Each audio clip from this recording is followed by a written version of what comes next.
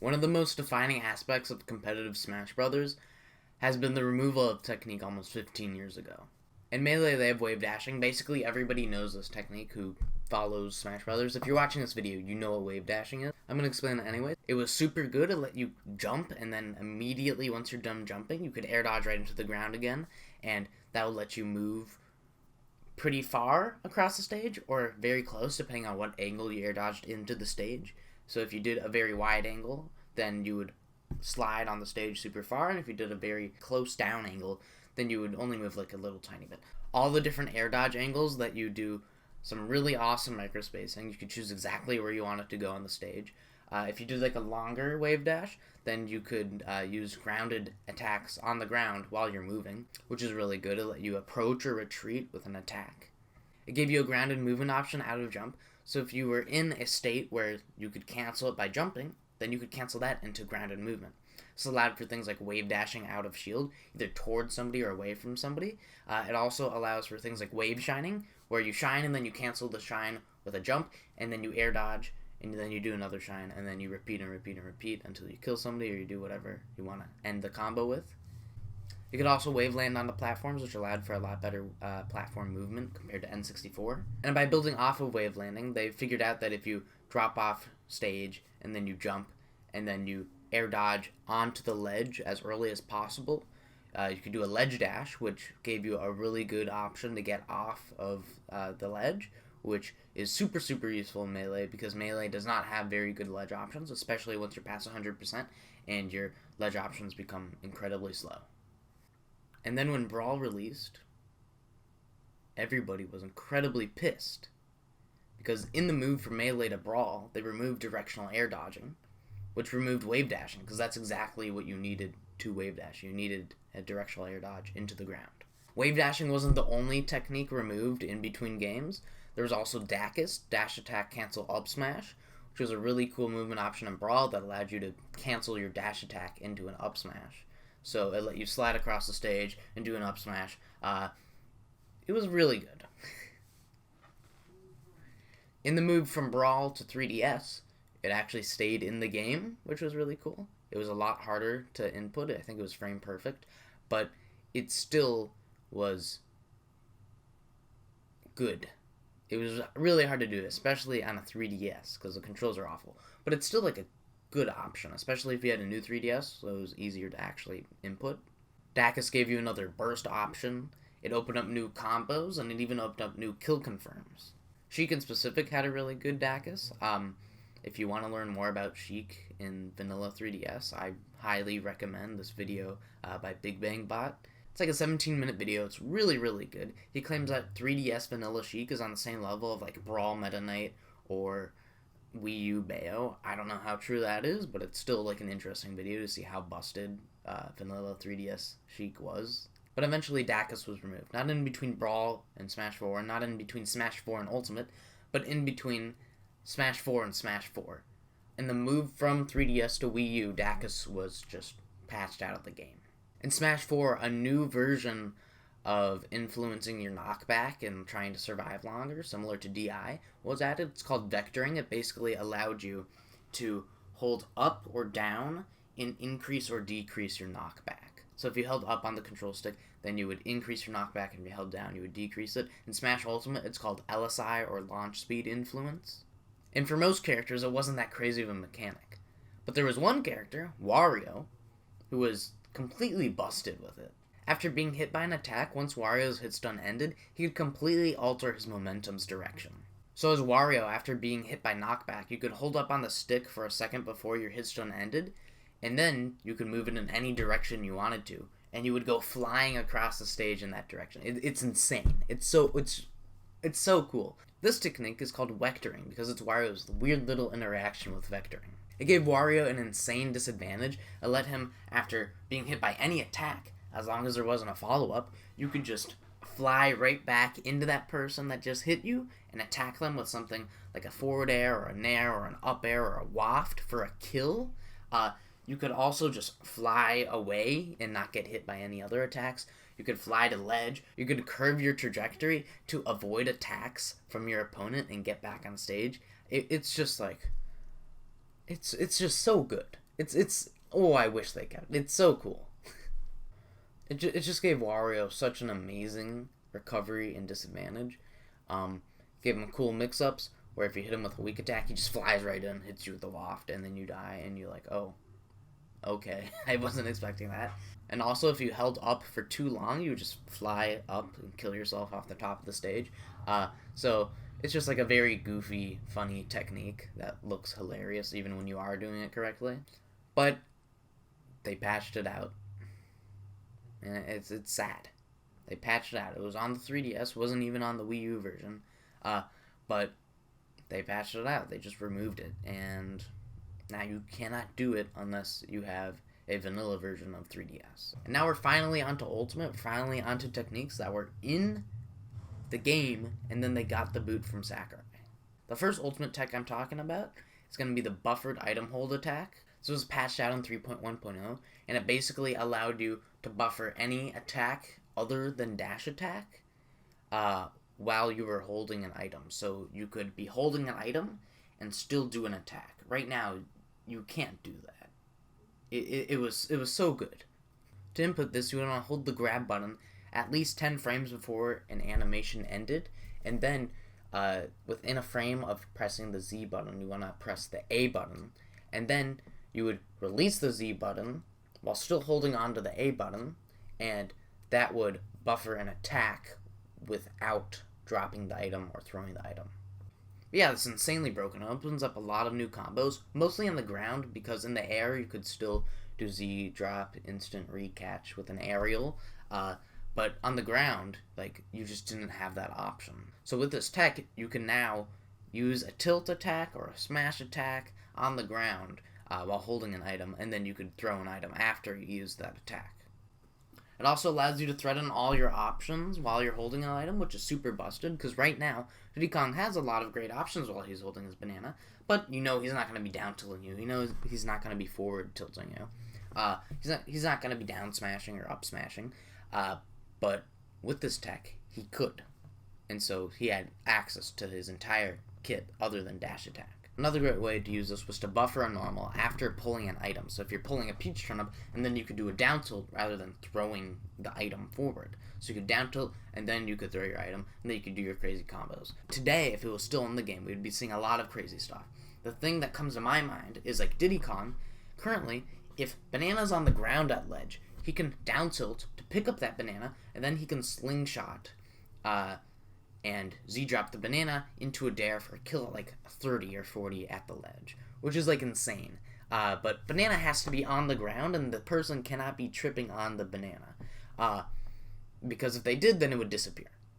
So with this tech, that wouldn't be an issue, because you could buffer the down tilt while still holding banana, and then you could slingshot and drop the banana and down smash. So like, that is just one thing off the top of my head that I'm literally like making up right now that would be totally doable with this tech if it was still in the game. So it's just like an insanely good tech. So moving on from general tech to more character specific tech, I'm going to be talking about Kirby, specifically some tech with his copy abilities. The first one is going to be floating Gale Strike. This was patched out in 3.0.0, and to perform this, you had to have the Gale Strike copy ability from Mii Sword Fighter, and then you would either want to do a forward or an up or a back throw, not a down throw. It would have to be one of the throws that ended up with you in the air. From that, you would want to buffer the Gale Strike, and it would keep you floating in the air. And if you just kept on buffering it and kept on spamming it, you would just stay floating in the air. It's not that useful because you're just spamming an attack while you're floating in the air, and like you're still on the stage. So it's not that great, but you know, it could be used to like mix up your opponent one time for them to like just catch them off guard and them not expect you to still stay there and just throw out another huge hitbox. But it's not very useful. The next tech I want to be talking about actually is very useful. It's called Kirby Gliding, and basically what it allows you to do is with some copy abilities, you could dash and then you could let go of the stick, you could click neutral B with your copy ability, and then you could continue dashing.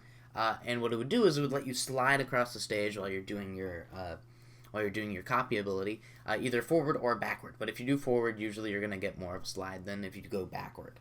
And then you could also do things like B reversing the special while you're sliding the other direction, so you could like retreat while you're doing the special the direction that you were originally like facing and running towards. It opened up new movement options. It allowed for some like pretty crazy safe retreats or approaches, and it also opened up new combos.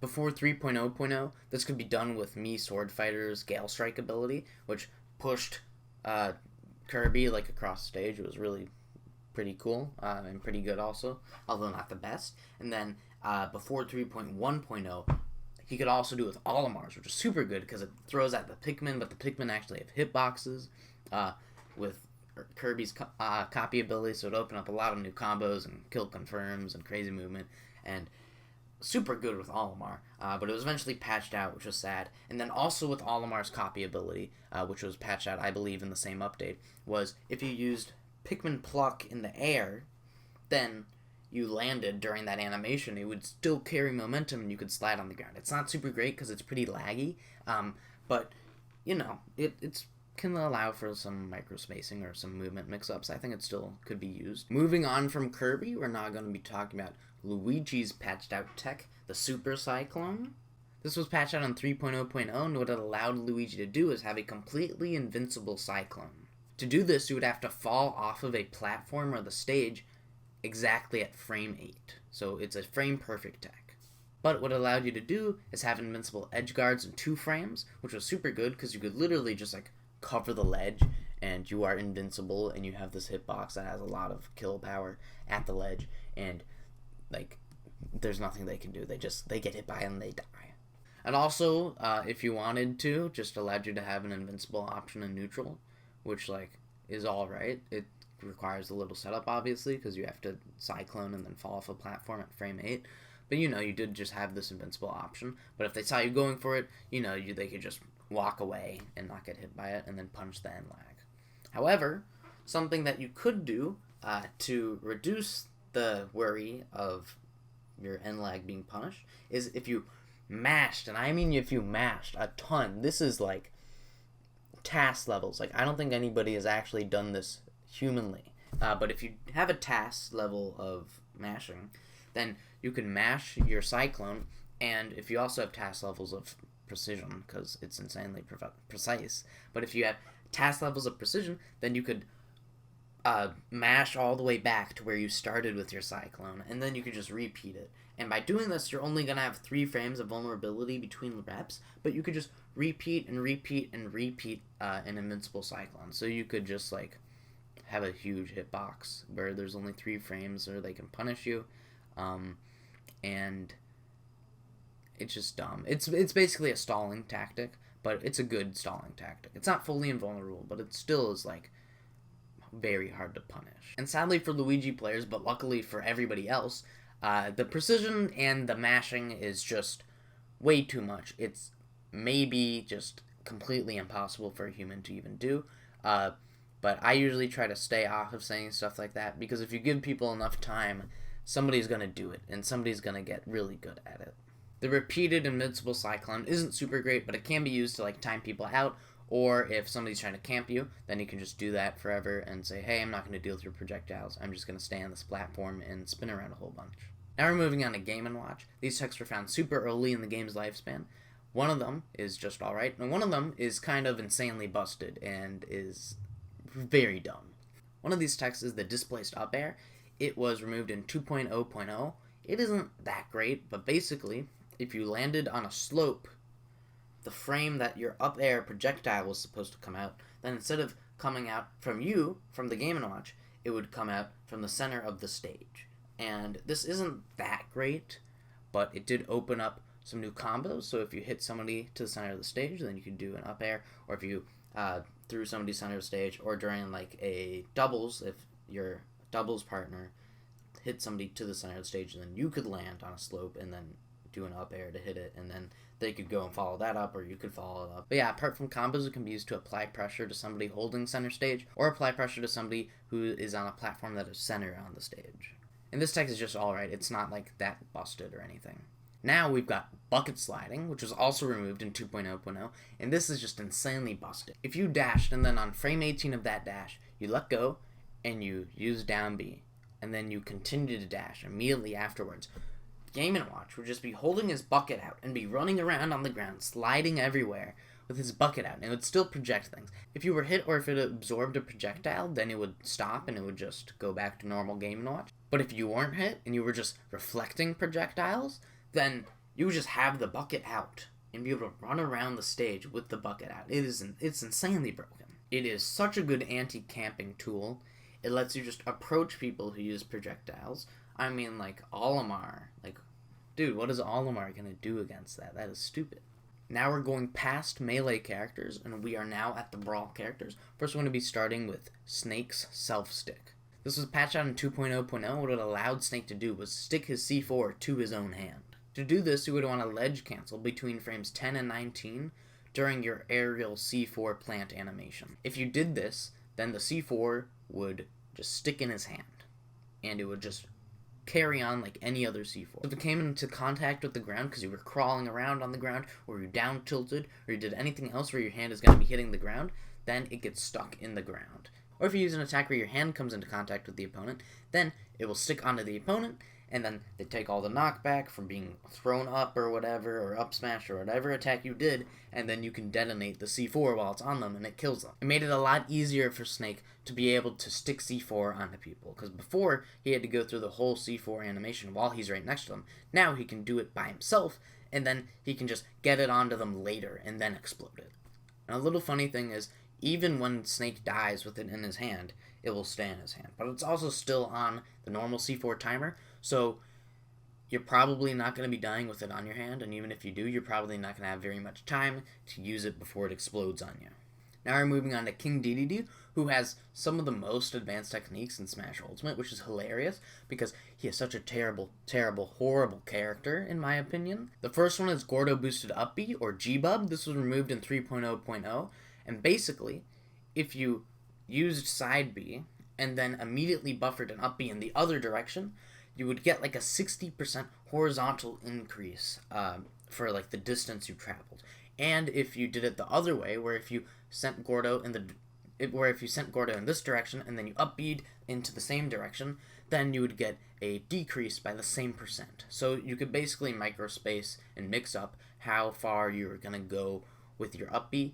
And it's not that great because his upbeat is already pretty good, but it allowed you to go farther off stage for more edge guards and still survive, or it allowed you to mix up exactly like, oh, is he going to go to ledge, or is he going to like land like pretty far on the stage, and then his big star hitboxes are going to come out, and then it's like, it's like an okay tech. Like, it's definitely not bad, and it's not good that it got removed from him, because he's terrible. He's not good. He needs this. He needs anything. He also had another tech called Rising Phoenix Return. It's also called Directional Air Dodge Catch, but then somebody else rediscovered it and called it Rising Phoenix Return, and that sounds way cooler than Directional Air Dodge Recatch, so I'm going to be calling it Rising Phoenix Return. This was patched out in 12.0.0, and if you air dodged up before you caught a Gordo that was being returned to you by like hitting it towards you, then you would fly like crazy high up. It's like kind of stupid. Like when you look at it, it's like, this is stupid. It looks stupid. It's not that good, but it's just dumb. But yeah, it's not very practical. It's basically just like a mix-up option where you're like catching somebody off guard. You're like, oh, I wasn't expecting Gordo to come from all the way up there. It's still reactable. So like if they're ready for it, they're not going to be hit by it. But you know, Gordo's like that anyway. And then theoretically, you can also use it to get back on the stage if somebody hit a Gordo while you were off stage, which is like not the most common thing to happen, but you know, if it did happen, or maybe like Villager pocketed it and then sent it back out, then you could use it to get on stage with less landing lag than an upbeat. And it's still sad that it was removed, because it's pretty cool to see, even if it's dumb and not that useful. Now we're moving on to Diddy Kong's tech, and this is the most well-known tech, and it's also the most well-known removed tech, because it was the most well-known tech. It's the pyramid scheme. It is our beloved pyramid scheme. Basically, the pyramid scheme is an infinite where your opponent has to be on the platform, and then you pull a banana, and it trips them, and then you jump up, and then you catch it, and then you throw the banana down, and then you fast fall through the platform, and then you pluck a new banana, and then you just repeat and repeat, because it keeps on tripping them, eventually until they get to enough percent where you can land on the platform and hit them with an F smash and kill them for it.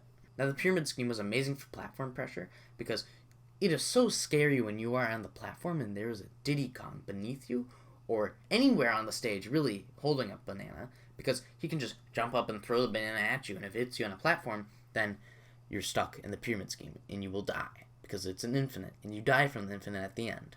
Or, if he's under the platform, then he's just gonna pluck the banana up, and it jumps up onto the platform, and then it hits you, and it trips you, and then you get stuck, and then blah, blah, blah, blah. Or if you're holding shields on the platform, it hits the shield, and then it lands on the ground, and then you're like, oh shit, there's a banana right under my feet, and I'm holding shield, and my shield is slowly shrinking.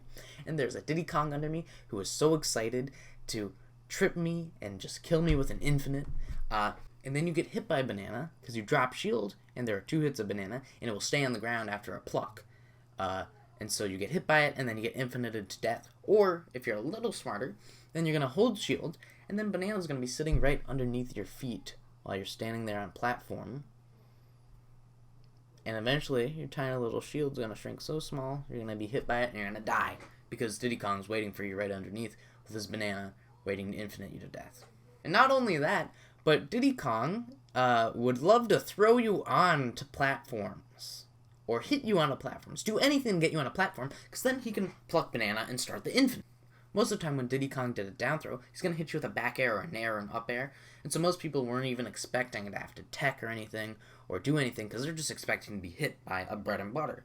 But instead what happens is Diddy Kong doesn't do anything, and he throws you right onto a platform with his down throw, and then he hits you with banana, and then he infinites you to death. Or what he'll do is he'll down throw you, and then back air you onto a platform across the stage, and then he'll infinite you to death. Or what he'll do is he'll just land with an air, and that will hit you onto a platform, then he'll infinite you to death. Or he'll hit you with literally any other attack that will send you onto a platform, because Diddy Kong has a lot of great combo tools, and a lot of them send you into platforms, and then he has an infinite combo on a platform, which is awesome. It's so cool.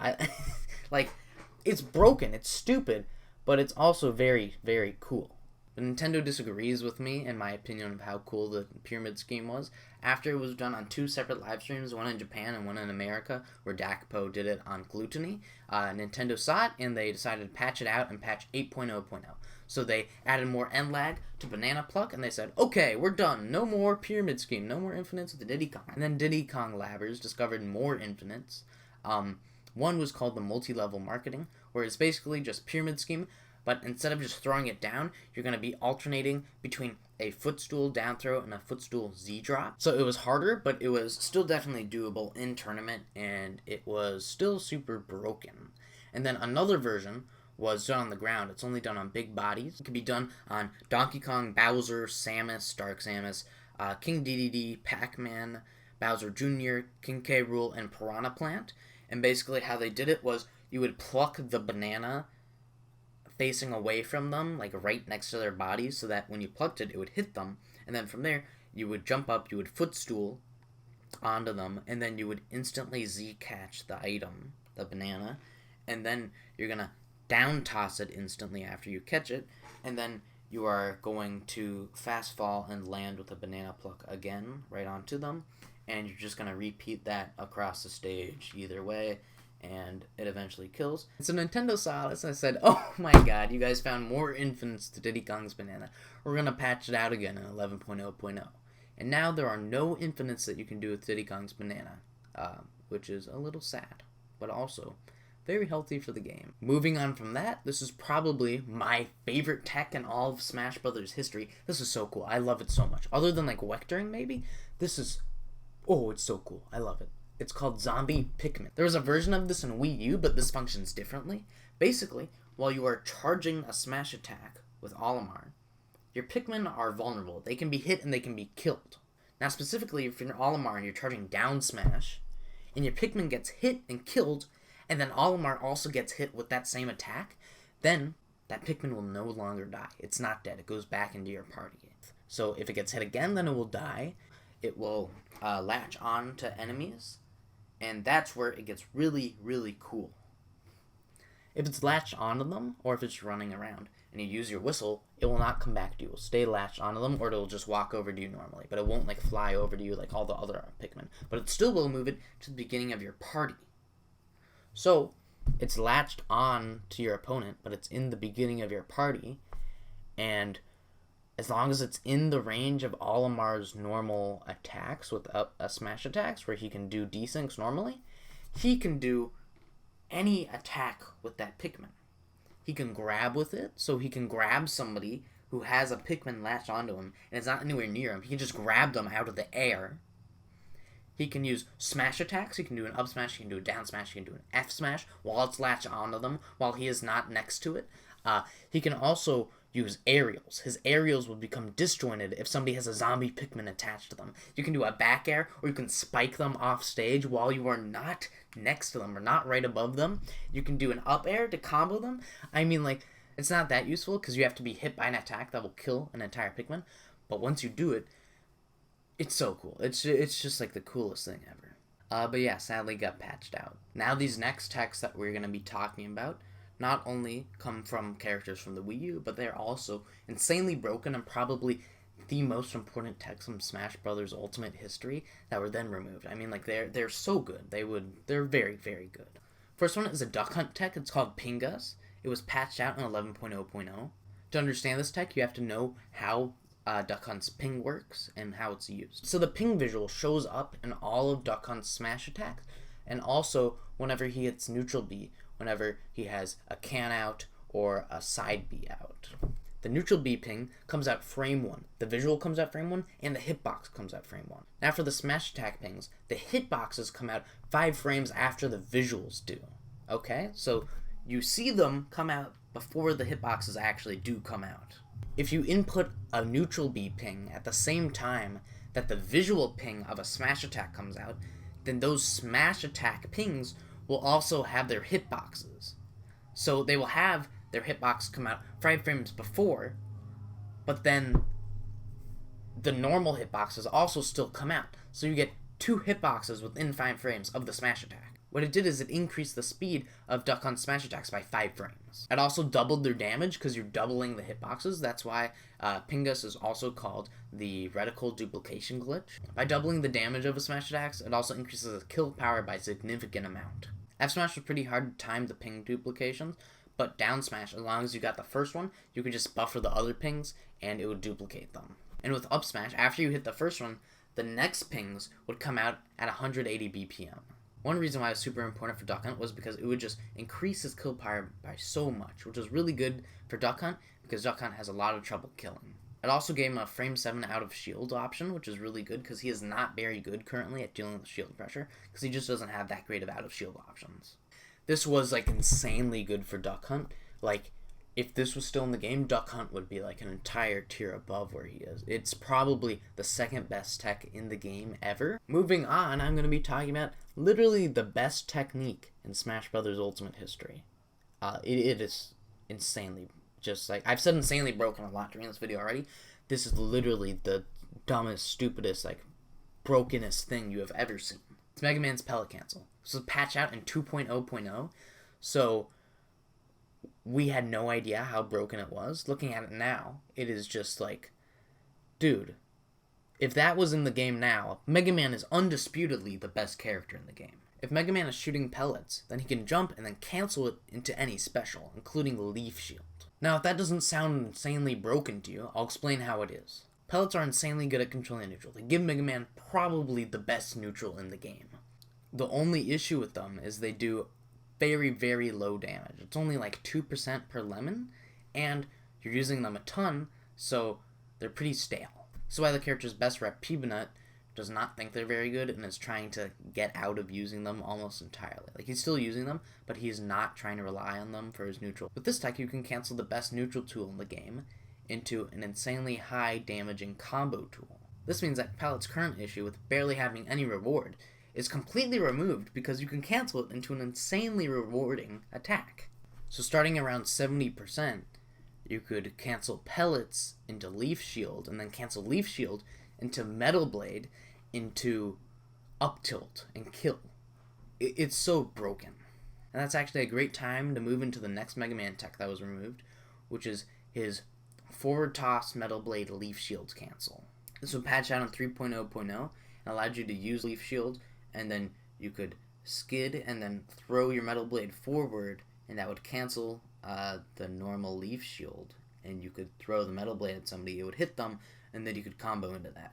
You can currently do this by throwing the Metal Blade upwards, but it's not as good because it doesn't extend the combo as well because you're not hitting them with the Metal Blade most of the time. But with this, you're basically always going to be hitting them with a Metal Blade because you're throwing it directly at them. And so it allowed for crazy combos like before where you could kill at 70% from a jab. For Mega Man, we're going on to Villager, who also has a very good tech that was removed. It's called the Lloyd Jacket. It was removed in 8.0.0.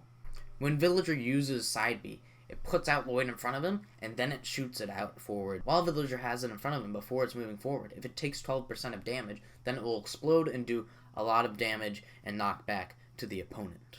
Doing this on purpose to get out of disadvantage is called Lloyd canceling. It's pretty good for Villager.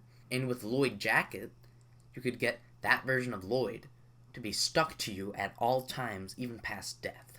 By using Lloyd Rocket on frame 15 of your crouch, it would get stuck onto you. And then you basically have this permanent Lloyd counter stuck onto you, where if you take 12% of damage, it will explode, and your opponent will get punished for hitting you. It's really good. Yeah, it's just self-explanatorily like a very good disadvantage option.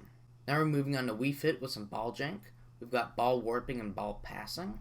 Despite how they sound, ball passing actually is like way weirder than ball warping.